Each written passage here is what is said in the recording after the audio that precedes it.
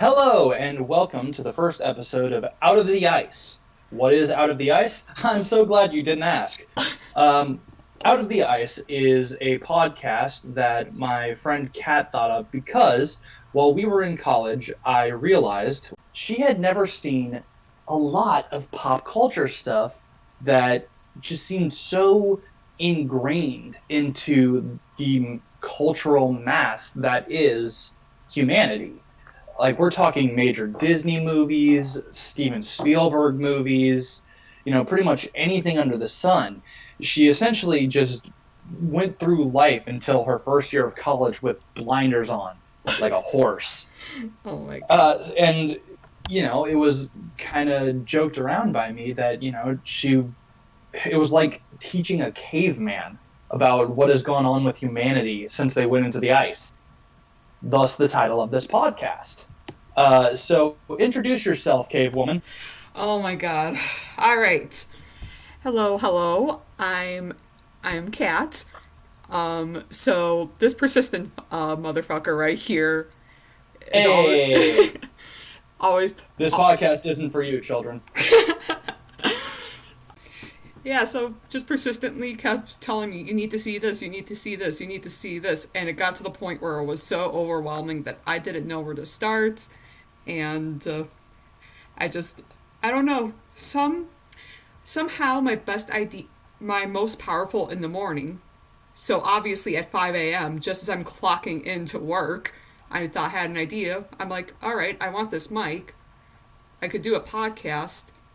And it just hit me that, hey, we could do this thing. It, it's a win-win. You get to show me all the things and continue to harass me and make fun of me for not knowing things. And I get to make content. So, You are yeah, you are incredibly out of touch. This is true. and I still wonder, like, how it came to be.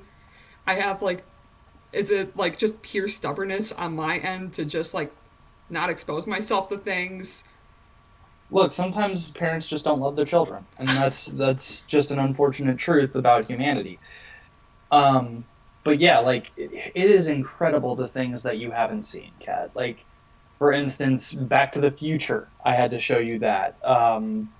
You know, so many Disney movies, 101 Dalmatians, Robin Hood. Mm-hmm. We still need to watch Homeward Bound. Uh, I was gonna say, like, I literally I can't even imagine. At least with, like, some of those movies, I'm like, okay, I think I've seen those in passing. I have no idea what that was. yeah, Snow White. I had to show you. Mm-hmm. Ugh. Yeah. And I realized when she brought this idea to me that there would really be like, two groups of people who would be interested in listening. And those would be the people who are kind of on my end. They're like, what? How have you not seen? What is, what? Like that kind of person. Let's call them team in the know. Okay. And then, there's the people on Cat's side who are like, oh yeah, I haven't seen that either. And it would be kind of interesting to hear about what somebody who's never seen it for all of these years thinks about it, and then that could maybe inform my decision on if I want to go, watch it or play it or anything. Because it's not just movies, it's not just TV shows. We eventually want to expand this to pretty much any medium that can affect pop culture. If it can become a cultural phenomenon in the popular consciousness of humanity, it's a viable topic. Mm-hmm. Eventually, video games, maybe even books, even though I am extremely ADHD, so I might have to get an Audible subscription for that. Yeah, I was gonna say books might be a bit much of a commitment for you. Look, I like listening to things. That's, why I'm like, ooh, podcast, fun. Um, so, and, even sometimes there might be things that Kat has seen that I haven't seen. Doubtful, but it's possible. Hey, So it might someday be that the roles are reversed, and we do like a whole Republican Democrat after President Lincoln, and they just switch their views completely for no reason. And she becomes team in the know, and I become team where have you been? out of the 16 things on the working list of potential topics, Only one of those is a role reversal. Yeah, so far. Uh, like, if we eventually get into music albums, there might be more role reversal stuff, but because this one is a music junkie. I like music. I have nothing wrong with music, but I kind of stay in certain genres, like 80s music, classic rock, a little bit of like down tempo or dubstep kind of stuff. Like the Huey Lewis and the News to the pogo kind of stuff. Meanwhile, she has bands I've never even heard of. Like, I was gonna what say, were some of these? Hold on. There's a list of all of the concerts you've been to. at least for this year. For this year, great. All right. Okay, so just the ones I've never heard of. Spoon. The Struts. Grandson. Zola Jesus. Anderson Paak and the Free Nationals. Oh, I love that. Block Party with no K in block. And some of these I've heard of, but I'm not necessarily a fan of, like Cage the Elephant. I think they're a little pretentious. Oh, but you've only ever listened to stuff from their first album. Yeah. I don't even know if that's true. I don't really pay attention to album art, but I still So whatever. That's a tangent for another day. Another episode. Yeah. I think that's enough prefacing for episode 1. Let's get on to the first main segment. The topic that we are going to be talking about, watching, and then talking about again today is Disney's Pocahontas. It was released in 1995 and is supposedly based on true life events of a Native American woman named Pocahontas and her interactions with a group of colonists. This was like during the height of the Disney Renaissance. Kat, you have never seen Pocahontas, correct? I've never seen it. Have you heard anything of it? The only things that I could say that I think I know about the movie. Well, first off, this Pocahontas is portrayed to be a lot older than she actually was, from what I understand. Wasn't she? Mm-hmm. She was like what, yes. 12 or something like that. She was 11 or 12 when she interacted with John Smith. Yes. Okay. The Pocahontas in Disney. Let me look it up here. 18. Okay, 12 does not equal 18 in the notes. No, 12 does not equal 18. That's probably going to be the most accurate statement in this notebook throughout the entirety of this podcast. Funny enough, the fact that she's 18 actually makes her one of the older Disney princesses. Really? Huh. Yeah, I think like you've seen Snow White. Yeah, what Snow White looks like. Yeah, I remember she's supposed to be 14. Yeah, I remember she was really young, and like after we watched the movie, you told me that, and I was like, "What?" Yeah, she's not drawn like she's 14, but she's supposed to be 14. Yeah. What do you think that this movie is about? So I'm trying to remember. See, like I'm trying to recall from any sort of passing memory. I'm like, what was this movie about? What was this movie about? What was this movie about? And all I'm thinking is natives and white people interact. That's what I think the movie is about. And the only other thing I know about it is back in my Tumblr days, I remember on the social justice scene of it, I remember these white men are dangerous gif going around everywhere. So that's about all I know. So we are going to watch the film. Both of us will probably be taking notes while we watch it. And then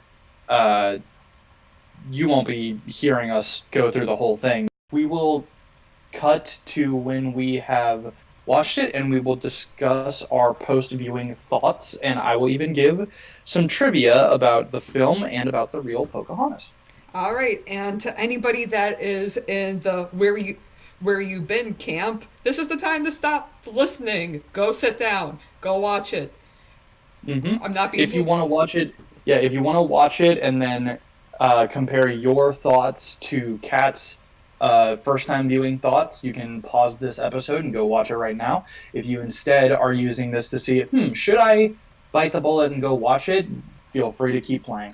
Yeah.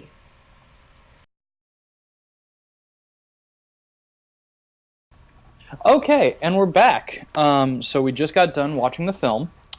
I think it only makes sense to start with the initial thoughts after viewing that you have. Kat, take the stage, please. Alrighty. So, I can say I was I actually I didn't hate the movie. I go as far as say as I enjoyed it for what it was. I liked the beginning of the movie. I thought it did decent job of introducing our characters. The animation, the colors, like holy shit, guys, it was beautiful. So it was I think that was the main reason why I enjoyed it, because it was just something. It was something really, really nice to look at the entire time. Um, I I'm conflicted on Pocahontas herself, because on one hand, like just from initially looking at her, I always thought like she had more of this like serious, wise personality, which that perception was completely destroyed within the first few minutes of her being there, as she's spitting water into her friend's face. Yes. And then Pocahontas and Nakome, the true ship. she just wanted what was best for her. So And like all best friends who want what's best for their friends, it usually ends up in accidental death. yeah. Um. So I'm trying. So, and I just, and I also hated the fact that it's like, what did my notes say? Destroying the planet for profit, war never changes. Yeah. I think it was funny that like literally at the beginning of the film when they're leaving England, the song is literally just spouting exposition. Like it is Beauty and the Beast level of we're literally just singing about what's on screen. Yeah, and something I wish I did was turn up the volume a little bit more. Mm. But I didn't want to stop the movie to turn the volume up but whatever. So I actually had to turn the subtitles on at one point to make sure I was following along the best I could. Yeah. Whoops. Something that probably like only me and other like nostalgic Disney fanatics care about was we watched this on Disney Plus, by the way. Mm-hmm.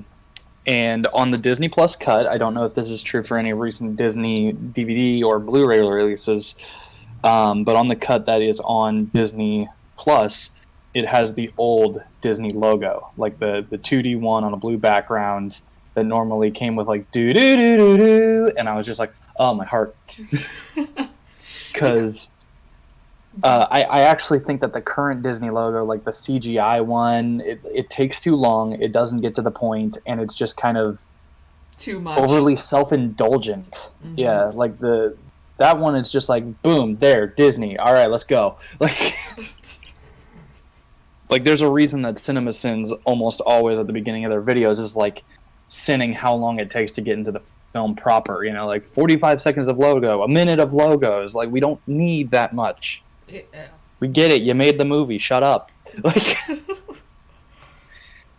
like we know you made the movie, your name is on the poster. And I just love that. And okay, with the movie, that serious what the fuck moment when Pocahontas goes to Grandmother Willow, or what's her name, and I'm thinking like, you know what, that name does sound familiar. There is a Grandmother Willow like character in the movie, and I thought it was like an actual person. And then the tree grew a face. And I'm just like, yeah, like oh. and I watched this a lot as a kid. This 101 Dalmatians, Hercules, and like Oliver and Company were the movies that I had on VHS as a kid. So I watched this a lot, and I never questioned it as a kid. Probably because I was, too ADHD to even really be paying attention, aside from when it was colorful. But at one point, when Grandmother Willow shows up, I couldn't really remember the point where John Smith sees the tree, so I put, it never explains in story what Grandmother Willow actually is.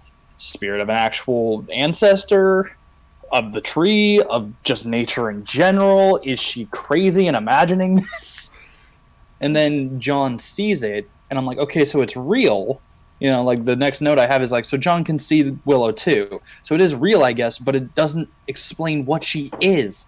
Family spirit, nature spirit, tree spirit. What the fuck is she? Like, it never explains that. It's just like, oh, okay. It's just a ghost in a tree. Which actually, that's the first bit of trivia I wanted to get. Originally, Grandmother Willow was not part of the story. Right. Originally, it was a male character called Old Man River. And he was going to be the one that sings just around the river bend. Oh. But they changed it to give Pocahontas a motherly mentor figure because she already had her dad as the fatherly one. Yeah, and she was lacking her mom there, so makes sense. Yeah, and it was going to be Gregory Peck was going to be Old Man River. And he's the one who turned down the role, suggesting that they should make it a female character. And also originally the secondary animal characters were going to talk. Oh. You know what? But they got rid of that because they wanted the film to have a more serious and like dramatic tone. You know, and honestly that was definitely the better choice. Yeah, and originally she was going to have 3 animal sidekicks. What? It's overkill. There was going to be another one that was a turkey, which would have made this an even more Thanksgiving-y kind of movie, named Red Feather. But then the voice actress died. So they... And in fact, apparently in one point in production, they were going to cut it down to 2, and they were going to drop Miko, the raccoon. But then the turkey died, so Miko was swapped out. Okay. And I'm glad for that, because as a kid, I had a Miko plushie. I like Miko. Miko was a good boy. A better boy than the actual dog boy of the movie. Yeah. Yeah, Percy, I think, is what he's called. Yeah, Percy was the pug's name. Literally, as soon as the pug came on screen, I have a note here that says, that fucking pug, I hate him. Even I had him, when I saw the pug, and I'm like, oh my god, is that a pug? Of course they had to pick, like, one of the worst... I'm sorry, y'all. I love all dogs, but pugs are the worst breed of dog to ever exist. They're abominations. Like, the only thing even close to being as bad as Chihuahuas. Like, that is, both of those breeds are just like, eugenics went too far. We fucked over this animal. It's just... Like, the St. Bernard a little bit too, but at least they're big and fluffy. Like... I saw the pug and I'm like, of course, the big Mr. McBad guy, Ratcliffe, of course his dog would be a pug. Mm-hmm. And something interesting about Radcliffe is, like, as I was watching this movie again, I was like, man, something about Radcliffe is just really hitting me as familiar, and it's not from when I was watching the film as a kid. And I realized that he's a very similar character to Gaston. Yeah, I was thinking... He's just a more obvious version of Gaston. Yeah. Like, less subtle. And when I was looking up trivia for the movie, the guy who played Gaston was the original choice for the voice of Radcliffe. Huh. So, essentially, they just wanted Gaston to Gaston again. Yeah. I don't know. In my opinion, I thought Radcliffe was kind of lame. Yeah, he's a bit weak. Yeah. Speaking of odd, way too one note. Like, because I feel like at least Gaston, he has some charm to him, even though he's a giant dick. Yeah, he uses antlers in all of his decorating. But like Radcliffe, like no charisma. There's just too one note. I'm like, okay. Yeah, literally the only line that like got an actual chuckle from me from him was, "See how I glitter." I'm just like, oh, okay then. All right. Also weird actor trivia. Thomas, the guy who. Well, let's get into trivia more so a little bit later. Let's go still with your initial thoughts. So, would you recommend the film to people who haven't seen it? If you enjoy other Disney movies, I say go for it. I mean, it's not a long film, so it's not like you're gonna commit to watching something for like 2 hours and then say you hate it at the end of it, you know? Yeah. It's a very beautiful movie, so if you appreciate animation and art, you would definitely enjoy that part. The story, though, Mm-hmm. I Yeah. I felt like the first 20 minutes did a good job of establishing everything, and then it just felt like things hap it just felt like things was I don't know how to explain it. Things happened, but nothing also happened. Yeah, it feels like it doesn't have a lot of substance to it. Mm-hmm. Like it almost feels like it doesn't have as much personality, and I think that that's because they were trying to make it a more serious film, but in doing so, it comes off a bit more bland, almost. Mm-hmm. Like, Like in the beginning, Pocahontas has some very interesting, movements and character choices and stuff, but then pretty much as soon as she decides that she wants to bang John Smith, she just becomes, gotta get my man. yeah, that's what I thought too. Like I said earlier, I thought she had just from the very little I've seen of Pocahontas with, the thumbnail and just kind of have just hearing it passing maybe oh, she stares at the wind. I thought she'd be like a super serious character from the get-go, but she kind of had some goofiness to her before John Smith, and I liked that. And I was hoping to see more of that, and then no. Yeah, but then pretty much from the beginning of Colors of the Wind to the end, her character just gets stripped away, and she's just like, all right, teach John Smith, stop war, question mark, profit. Yeah. And thoughts on John Smith? Total Gary Stew. I'm like, yeah, absolutely. Where's the genuine character flaws here? And the reason for that is because this is not based on real life. This is based on a fairy tale version of real life written by John Smith. Yeah. Oh, yeah. Which, by the way, in real life did not look like that. In the movie, he's blonde hair, blue eyed, Aryan, yeah, Steve Rogers looking handsome man. Yeah, pretty boy. In real life, he had a scraggly beard, and they definitely kind of the one who's dressed the most period accurately is Radcliffe. Yeah. He's got the fucking poofy collars and all that shit. But everyone, everyone dressed like that for the most part. I definitely know that John Smith did. And it just that doesn't look like him at all. But not for nothing. This movie is beautiful. Oh. It is a beautiful masterpiece of animated art. And I literally think I have 3 notes that are just repeating myself of going oh my god, the art. Yes, absolutely. Oh my, the colors were just perfect for the movie. Yeah. They nailed one weird. thing about this movie, it was that. Yeah, it's weird because it's not about Thanksgiving. Literally the only tie to Thanksgiving is Native American culture. But for some reason, just that untouched color palette of Virginia that they give it, with the purple distancing of the mountains and all this stuff, it kind of feels also it's it got a lot of fall colors in it, so it kind of feels like a Thanksgiving setting. Mm-hmm. The turkey also would have helped in that, but so it's interesting. Art alone, art and movement and animation quality, it's like it's a very pretty movie, and it just kind of makes you feel good, you know, like it just kind of makes you feel warm, and that's why, like, honestly, I would say if you are an artist, if you are an aspiring or, you know, already like animator, designer, anything that has to do with art, watch this movie. It's fucking pretty. It is so pretty, and it just, if you're anything like me, the credits will start and you'll be like, God, I want Disney to go back to 2D.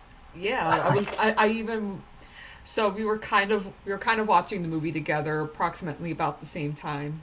And oh my god, I lost my train of thought already. um Choo choo. yeah, choo choo.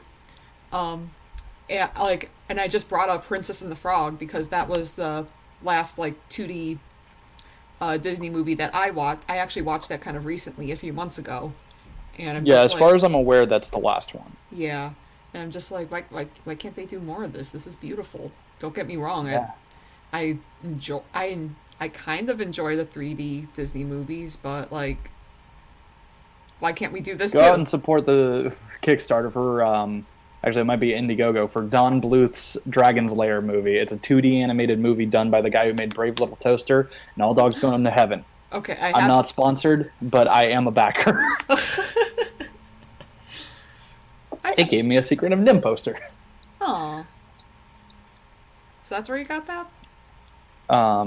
But yeah, like, I think there also was one, I don't know if it ever got any. There was a Kickstarter for a bunch of animators that was from Disney in like the Lilo Stitch time frame, and they were making like a steampunk train movie. I don't know if it actually got anywhere, but I know that was a thing for a time. Huh. I'm trying to think of other other notes. Yeah. Let's see. And just one more jab at the plot. What the fuck was the purpose of Wiggins? Was he just supposed to be? Well, story wise, he's the guy who is for the trading company. Okay. Like, so that's why, like, at the end he's like, oh, and he came so highly recommended. He was the speaker of the company, which is why he was ass kissing Radcliffe so much. But he was essentially just LeFou from Beauty and the Beast. He was just a human sidekick to, you know, banter off the suck villain. the villain's dick. Yeah, just suck the villain's dick. And if they made a live action Pocahontas, I'm sure, just like with LeFou, they would give one little tiny nod to be like, hey, he's gay, and everybody would get mad at it because why do you make the gay guy a villain? You know? But I think overall, like if I was to give the movie like a full rating, I would give it like maybe a 7.5. Just honestly, the art driving most of that score, the music See, I would taking another nod. I would there. actually separate it into two scores. Like for story, I would say it gets like a 4 or 5 out of 10. Okay, It's yeah. not great. Like the art and the music, that's got to be an 8 out of 10, maybe 9 out of 10. Yeah. And the interesting thing is that from what I've been able to find, the art of this movie is so nice. Like especially that Color of the Wind sequence. I remember you saw that, like where it was the more sketchy kind of style with like the abstracted pastels and everything like that. Oh, that was the coolest shit. That comes straight from concept art from a movie by Disney that even Walt Disney himself was on staff for. Like it was starting to be talked about while he was alive about a different Native American story, and it was called Hiawatha. Huh. And like all of the concept art looks like that. So that's like why the characters look kind of geometric. That's why all of that stuff is how it is. They were, you know, kind of doing an in-studio, like, self-referential nod to that because it looked so interesting. And honestly, if we had gotten Hiawatha instead of Pocahontas, I feel like probably the film would be remembered better today. Now, some of the interesting trivia here is that the film the film, apparently, this is going from IMDb's trivia page on the film. Um, Animators regarded it as being one of the hardest films ever produced by the studio. The complex color schemes, angular shapes, facial expressions meant that the film was in production for 5 years. Uh, like it paid off. Pocahontas is frequently cited as being one of the most beautifully and realistically animated movies in the Disney canon. But a lot of people also are like, yeah, but the story is, like it's not great. And another thing is, it's so interesting in its pre-production because the movie had so much hope behind it. Like, I think it had potential then. well, everyone saw it as this like huge prestige thing because like this was going to be the serious Disney movie. Like this was the next Fantasia, you know. Like it was being developed as the same time as Lion King, which would eventually, release a year earlier than Pocahontas, and people like when they were like, all right, you can either work on Pocahontas or work on Lion King. They were immediately like, oh, Pocahontas, definitely. That'll be my masterpiece, And it just wasn't. It was established, oh, there's no gold here. That should have been enough. Like, any person be like, oh, the thing that I'm looking for is not here. Let's go somewhere else. But he couldn't see that because he was so filled with greed and bloodlust, you see.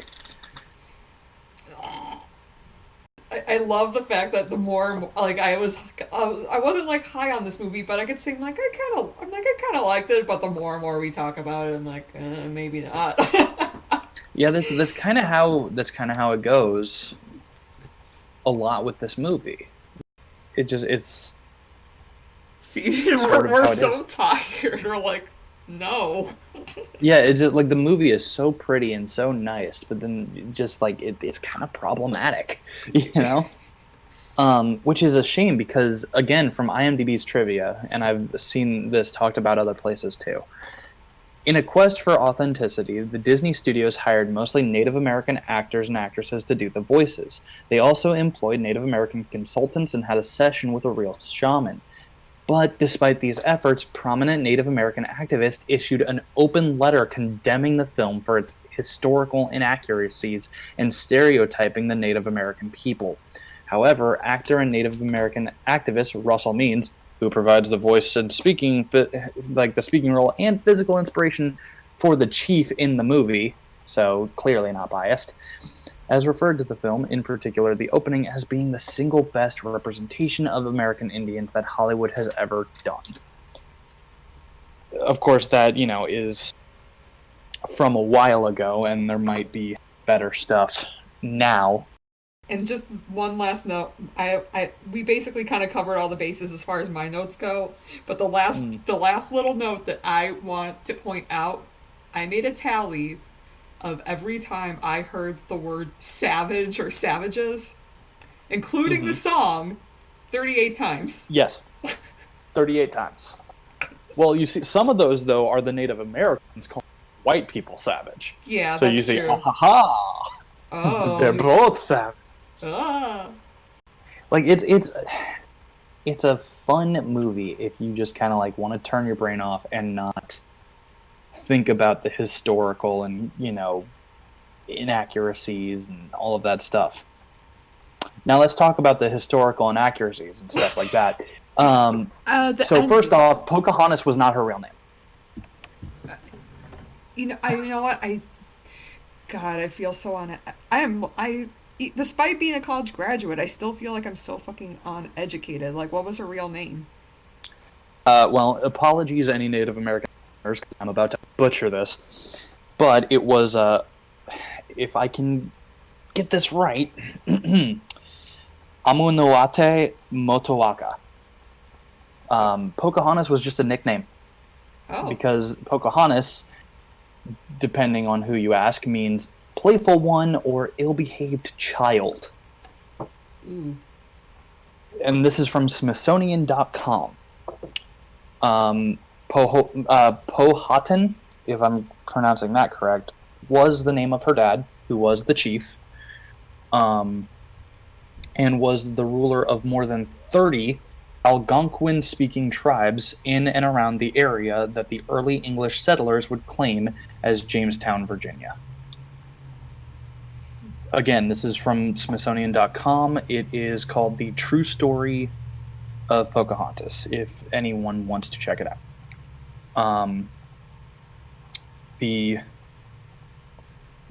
Also, like, Pocahontas was like 12 when John Smith showed up. Yeah. And another thing, like I said earlier, this is based on a fairy tale. It is based on the tellings by John Smith, Wait, wasn't who John had Smith? multiple different tellings throughout his life. So we have no idea what's real. I feel like, you know what, middle school history class is coming back to me a little bit. Was John Smith his real name? Because I don't think it was. I'm not sure on that. I can look real quick. No, it says his name is John Smith, at least on Wikipedia. Okay. But also, he might have been kind of a liar. No. First things first, the scene in the movie where, you know, he's on freaking execution stones and they're about to smack him, they're about to bonk him on the head with a stick. Mm-hmm. Well, that's taken from John Smith's account. Only problem is there's no way to know that that was actually real. Because it's very possible that either A, he misinterpreted a ceremony, which, granted, if he was chosen as the guy who was supposed to pretend to be bonked, and he didn't know, yeah, that'd be pretty terrifying, and Pocahontas, you know, swooping in to play some role in the ceremony, yeah, it would look like she saved him. So that would be understandable. However, we don't know if she actually rescued him at all because it's very possible that he made it up. Yeah. Because there's a Scottish ballad tale that has a similar story in it that was written before. Real. Huh. So, yeah, it's called Lord Bateman and the Turkish King's Daughter. A young English adventurer travels to a strange foreign land. The natives are of a darker color than he, and they practice a pagan religion. The man is captured by the king and thrown into a dungeon to await death. Before he is executed, however, the Pasha's beautiful daughter, smitten with the elegant and wealthy visitor, rescues him and sends him homeward. Sounds pretty familiar, doesn't it? Yeah. So, it's possible that that never happened. And even by John Smith's tellings, he gives different stories for how he met with the chief and all of this stuff. So all we really know was that he was in Jamestown at the time. But unfortunately, it gets worse for Pocahontas after that. Yeah. I vaguely I vaguely remember Pocahontas. she went and died very shortly after. Yeah, she didn't have a very long life. But see, Kocoum, who in the movie barely speaking lines and dies being a jealous dickhead, is who married Pocahontas. And seeing as how he wasn't a village chief, didn't really have any high standard or anything like that, it probably was a marriage for love. Meaning they actually got along, and they had a kid. They had a daughter. Holy shit. And then he was killed by an invading party, and she was abducted, taken on the ship, converted to Christianity, either by choice or by force, probably by force, let's be honest here. I mean, if you're abducted, I'd imagine you'd be pretty resistant to anything that happens. Yeah, so she converted to Christianity, got a Christian name, married, you know, the widow married one of the people who were technically her captors, so either A, there was a little bit of a God, I'm blanking again. What is that term when you fall in love with your captors? Stockholm? Thank you. There a little bit of Stockholm syndrome, or she was just trying to, maybe make the best of it. And then she died of an illness, probably given by her new husband. Oh. And this was the story that they chose to make into a Disney story.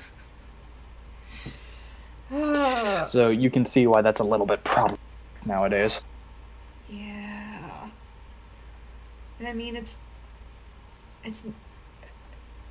I mean, I know the world has changed in like the past, like how many years since '95, but '95 was like within our lifetime, and like. Yeah, it was specifically 23 years ago.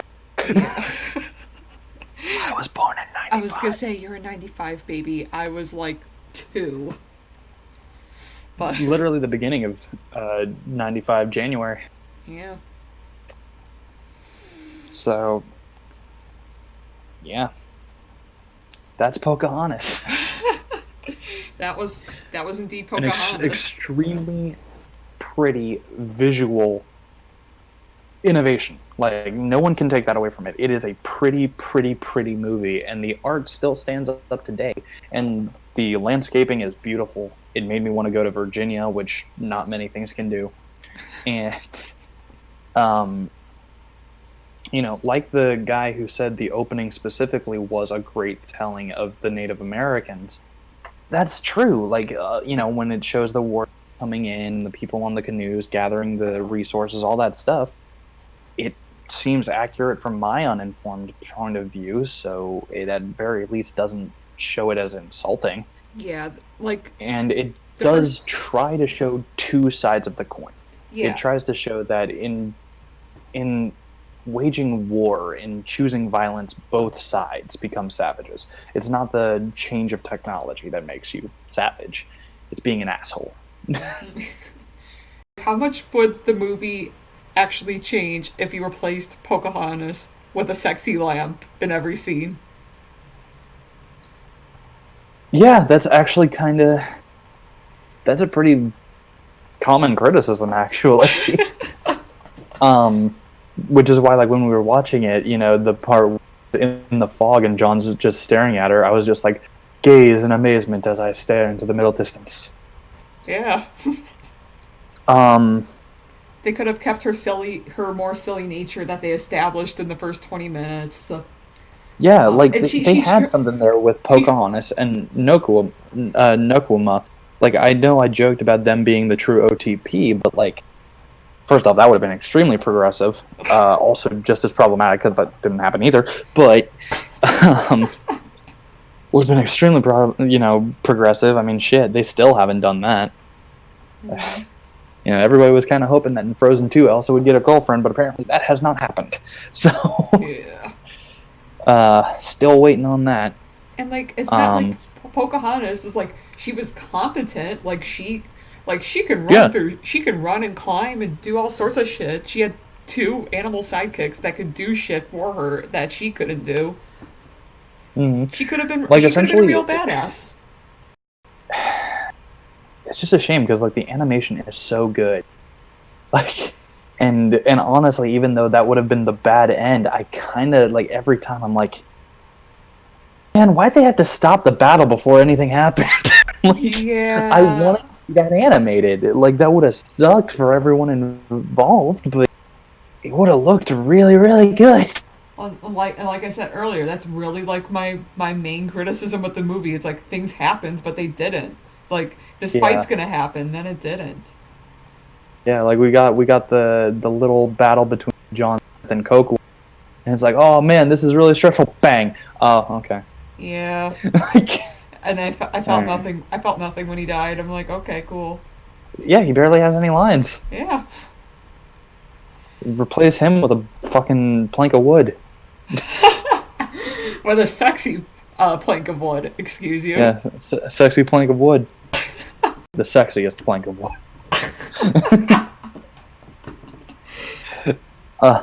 Just like Cocoam, board just falls over. Oh, Cocoam. right. I think that's about all my thoughts on the wasted potential of Pocahontas. Do you got anything else to add?